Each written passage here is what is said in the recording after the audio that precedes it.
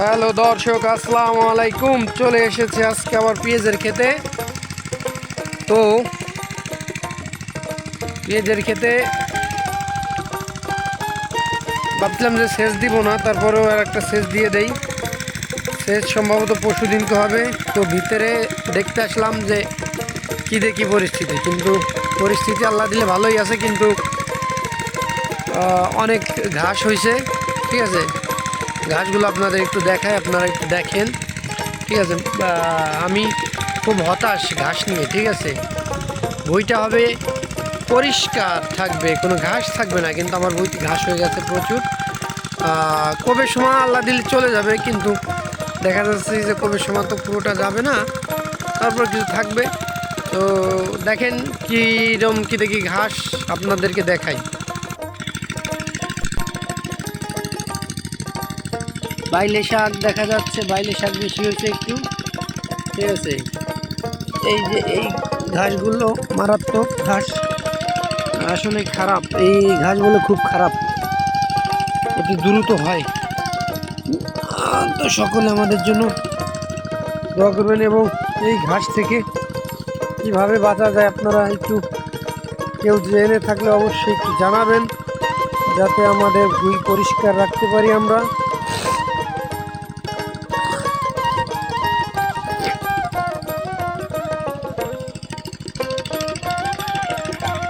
আর আজকে আমি সার আনতে যাব, ইনশাল্লাহ সার দিয়ে দিব। ঠিক আছে,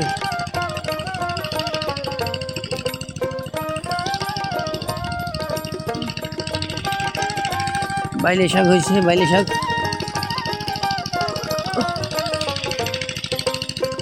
বড় বড় হয়ে গেছে। বাইলে শাক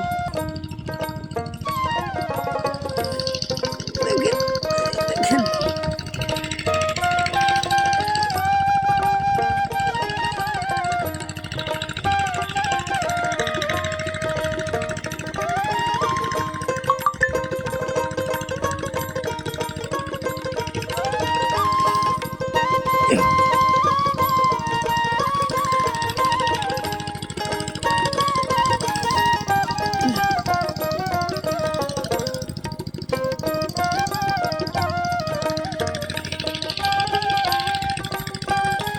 পেঁয়াজের ভুঁইতে প্রচুর বাইলে শাক হয়েছে।